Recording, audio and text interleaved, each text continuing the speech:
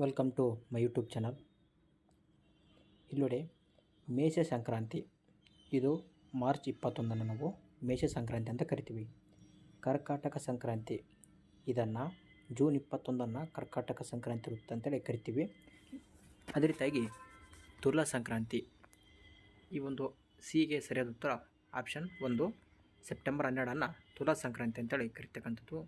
ಅದೇ ರೀತಿಯಾಗಿ ಮಕರ ಸಂಕ್ರಾಂತಿಗೆ ಸರಿಯಾದ ಉತ್ತರ ಆಪ್ಷನ್ 3 ಡಿಸೆಂಬರ್ 22. ನೆಕ್ಸ್ಟ್ ಪ್ರಶ್ನೆ, ಎಬಿಯಸ್ ಕಾರ್ಪಸ್ ಅಂತಂದರೆ ಇದು ನೀವು ದೇಹವನ್ನು ಹೊಂದಿರಬೇಕು ಅಥವಾ ದೇಹವನ್ನು ಹಾಜರುಪಡಿಸು ಅಂತೇಳಿ ಅರ್ಥ ಕೊಡುತ್ತೆ. ನೆಕ್ಸ್ಟು ಮ್ಯಾಂಡಾರಸ್ ಅಂತ ಬರ್ತಾ, ಮ್ಯಾಂಡಮಸ್ ಅಂತಂದರೆ ಆಜ್ಞೆ ಮಾಡು ಅಂತ ಬರ್ತಾ. ಮ್ಯಾಂಡಮಸ್ ಅಂದರೆ ಆಜ್ಞೆ ಮಾಡಲು ಇರತಕ್ಕಂಥ ಒಂದು ಆದೇಶ.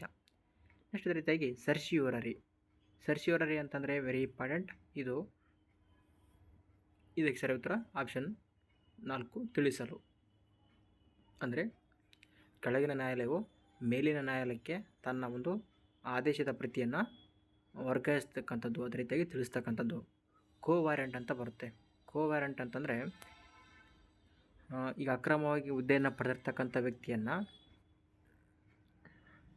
ಅಂಥವ್ರನ್ನೇ ಮಾಡ್ಬೋದು ಕಠಿಣ ಶಿಕ್ಷೆಗೆ ಒಳಪಡಿಸೋದು ನಾವೇಂತ ಕರಿತೀವಿ, ಕೋವಾರೆಂಟ್ ಅಂತ ಕರಿತಕ್ಕಂಥದ್ದು.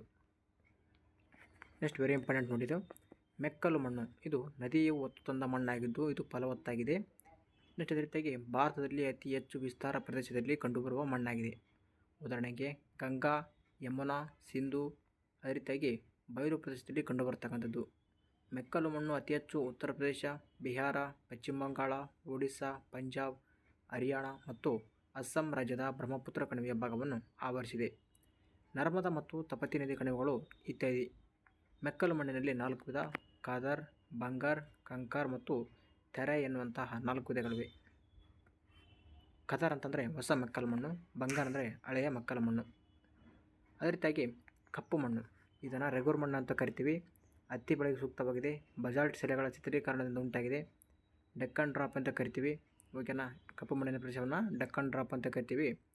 ಇದರಲ್ಲಿ ಜೇಡಿ ಮಣ್ಣಿನ ಕಣಗಳು ತೇವಾಂಶವನ್ನು ಹಿಡಿದಿಟ್ಟುಕೊಳ್ಳುತ್ತವೆ. Very important. ಅಂದರೆ ನೀರು ಬಂದಾಗ ಏನು ಮಾಡುತ್ತೆ, ಈ ಮಣ್ಣು ಉಬ್ಬುತ್ತದೆ ಮತ್ತು ನೀರಿಲ್ಲಾರ್ದಾಗ ಬಿರುಕು ಬಿಡ್ತಕ್ಕಂಥ ಮಣ್ಣು ಯಾವುದಂತ ಕೇಳಿದ್ರೆ ನೋಡಿ, ಕಪ್ಪು ಮಣ್ಣು. ಇದು ಹತ್ತಿ ಬೆಳೆಯಲು ಸೂಕ್ತ, ರೆಗೂರ್ ಮಣ್ಣು ಅಂತ ಕರಿತೀವಿ. ಡೆಕ್ಕನ್ ಡ್ರಾಪ್ ಅಂತ ಕೂಡ ಕರಿತೀವಿ. ನೆಕ್ಸ್ಟ್ ಅತಿ ಹೆಚ್ಚು ಮಹಾರಾಷ್ಟ್ರ, ನಮ್ಮ ಕರ್ನಾಟಕದಲ್ಲಿ ಹಾವೇರಿ ನೋಡಿ. ಗುಜರಾತ್, ಮಧ್ಯಪ್ರದೇಶ ಮತ್ತು ಉತ್ತರ ಕರ್ನಾಟಕದಲ್ಲಿ ಕಂಡುಬರ್ತಕ್ಕಂಥದ್ದು. ಈ ಮಣ್ಣಿನಲ್ಲಿ ಕಬ್ಬಿಣ, ಸುಣ್ಣ ಮತ್ತು ಮೆಗ್ನೀಷಿಯಂ ಕಾರ್ಬನ್ಗಳು ಅತಿ ಹೆಚ್ಚು ಇರ್ತಕ್ಕಂಥದ್ದು. ನೆಕ್ಸ್ಟ್ ವೆರಿ ಇಂಪಾರ್ಟೆಂಟ್ ನೋಡಿ, 2026ರ G7 ಶೃಂಗಸಭೆ ಫ್ರಾನ್ಸ್ನಲ್ಲಿ ನಡೆಯಲಿದೆ ನೋಡಿ. 2026ರ G7 ಶೃಂಗಸಭೆ ಫ್ರಾನ್ಸ್. 2026ರ SCO ಶೃಂಗಸಭೆ ಕಿರ್ಗಿಸ್ತಾನದ ಬಿಸ್ಕೆಟ್ನಲ್ಲಿ ನಡೀತಕ್ಕಂಥದ್ದು ನೋಡಿ. ನೆಕ್ಸ್ಟು 2027ರ SCO ಶೃಂಗಸಭೆ ಇಸ್ಲಾಮಾಬಾದ್ನಲ್ಲಿ ನಡೀತಕ್ಕಂಥದ್ದು. ಅದೇ ರೀತಿಯಾಗಿ 2026ರ ಬ್ರಿಕ್ಸ್ ಶೃಂಗಸಭೆ ಭಾರತ, ಇದು 18ನೇ ಸಭೆಯಾಗಿದೆ ನೋಡಿ. 2026ರ ನ್ಯಾಟೋ ಶೃಂಗಸಭೆ ಅಂಕಾರ, ಇದು ಟರ್ಕಿಯಲ್ಲಿ ನಡೆಯಲಿದೆ ನೋಡಿ. ಅದೇ ರೀತಿಯಾಗಿ COP 31 ಅಂತ ಬರುತ್ತೆ, ವೆರಿ ಇಂಪಾರ್ಟೆಂಟ್. ಅದು ಕೂಡ ಟರ್ಕಿಯ ಅಂಕಲ್ಯ ಅಂತೇಳಿ ನಡೀತಕ್ಕಂಥದ್ದು, COP 31. ನೆಕ್ಸ್ಟು 2026ರ ಏಷ್ಯನ್ ಶೃಂಗಸಭೆ, ಇದು ಎಲ್ಲಿ ನಡೆಯುತ್ತೆ ಅಂತೇಳಿ ಕಮೆಂಟ್ ಹಾಕಿ, ಓಕೆನಾ. ನೆಕ್ಸ್ಟು ಅದೇ ರೀತಿಯಾಗಿ ಸೂಚ್ಯಂಕಗಳು ನೋಡೋಣ. ವೆರಿ ಇಂಪಾರ್ಟೆಂಟ್ ಆಗಿರ್ತಕ್ಕಂಥ ಮಾಹಿತಿ ಇದು. ಜಾಗತಿಕ ಶಾಂತಿ ಸೂಚ್ಯಂಕ ಭಾರತದ ಸ್ಥಾನ 127ನೇ ಸ್ಥಾನ, ಪ್ರಥಮ ಸ್ಥಾನ ಐಸ್ಲ್ಯಾಂಡು. ಏನ್ಲಿ ಪಾಸ್ಪೋರ್ಟ್ ಸೂಚ್ಯಂಕ ಭಾರತ ಸ್ಥಾನ 75, ಪ್ರಥಮ ಸ್ಥಾನ ಸಿಂಗಾಪುರ. ನೆಕ್ಸ್ಟು ವಿಶ್ವ ಪತ್ರಿಕಾ ಸ್ವಾತಂತ್ರ್ಯ ಸೂಚ್ಯಂಕ 157ನೇ ಸ್ಥಾನ ಭಾರತದ ಇದೆ ನೋಡಿ, ಪ್ರಥಮವಾಗಿ ನಾರ್ವೆ ಇದೆ. ನೆಕ್ಸ್ಟು ಪರಿಸರ ಸಾಧನೆ ಸೂಚ್ಯಂಕ, ಇದು ಭಾರತ ಸ್ಥಾನ 176, ಎಸ್ಟೋನಿಯಾ ಪ್ರಥಮ ಸ್ಥಾನ. ಹವಾಮಾನ ಬದಲಾವಣಾ ಸಾಧನ ಸೂಚ್ಯಂಕ 23ನೇ ಸ್ಥಾನ ಭಾರತದ್ದು, ಡೆನ್ಮಾರ್ಕು ಪ್ರಥಮ ಸ್ಥಾನ.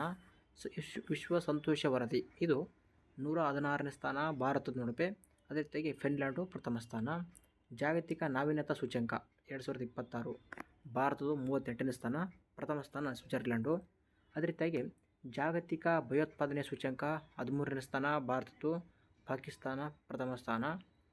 ಭ್ರಷ್ಟಾಚಾರ ಗ್ರಹಿಕೆ ಸೂಚ್ಯಂಕ 2025-26 91ನೇ ಸ್ಥಾನದ ನೋಡಿ. ಭ್ರಷ್ಟಾಚಾರದಲ್ಲಿ ಡೆನ್ಮಾರ್ಕು ಪ್ರಥಮ ಸ್ಥಾನದಲ್ಲಿದೆ. ಅದೇ ರೀತಿಯಾಗಿ ಸೇನಾ ಶಕ್ತಿಯಲ್ಲಿ 4ನೇ ಸ್ಥಾನ ಇದೆ, ಪ್ರಥಮವಾಗಿ ಅಮೆರಿಕ ಇದೆ, ವೆರಿ ಇಂಪಾರ್ಟೆಂಟ್. ಸ್ವಂತ ದೇಶದಲ್ಲಿ 116, ಅದೇ ರೀತಿಯಾಗಿ ಭಯೋತ್ಪಾದನೆಯಲ್ಲಿ 13ನೇ ಸ್ಥಾನ, ಭ್ರಷ್ಟಾಚಾರದಲ್ಲಿ 91ನೇ ಸ್ಥಾನ, ಅದೇ ರೀತಿಯಾಗಿ ಪತ್ರಿಕೆಯಲ್ಲಿ 157ನೇ ಸ್ಥಾನ, ಏನ್ಲಿ ಪಾಸ್ಪೋರ್ಟ್ ಸೂಚ್ಯಂಕದಲ್ಲಿ 75ನೇ ಸ್ಥಾನ, ಶಾಂತಿಯಲ್ಲಿ 127ನೇ ಸ್ಥಾನ, ಹವಾಮಾನ ಬದಲಾವಣೆಯಲ್ಲಿ 23ನೇ ಸ್ಥಾನ ಭಾರತದ ನೋಡಿ. ಇದೇ ರೀತಿಯಾಗಿ ಇಂಪಾರ್ಟೆಂಟ್ ಆಗಿರ್ತಕ್ಕಂಥ ಮಾಹಿತಿಯನ್ನು ನಾವು ಕೊಡ್ತಾ ಇರ್ತೀವಿ. ನಮ್ಮ ಒಂದು ವಿಡಿಯೋ ಇಷ್ಟ ಆಯ್ತು ಅಂದರೆ ಲೈಕ್ ಮಾಡಿ, ಸಪೋರ್ಟ್ ಮಾಡಿ ಅಂತ ಹೇಳ್ತಾ, ಸಬ್ಸ್ಕ್ರೈಬ್ ಮಾಡಿಲ್ಲ ಅಂದರೆ ಸಬ್ಸ್ಕ್ರೈಬ್ ಮಾಡಿ ಅಂತ ಹೇಳ್ತಾ ಈ ಒಂದು ವಿಡಿಯೋನ ಇಲ್ಲಿಗೆ ಮುಗಿಸ್ತಾ ಇದ್ವಿ. Thank you for watching. ಜೈ ಹಿಂದ್.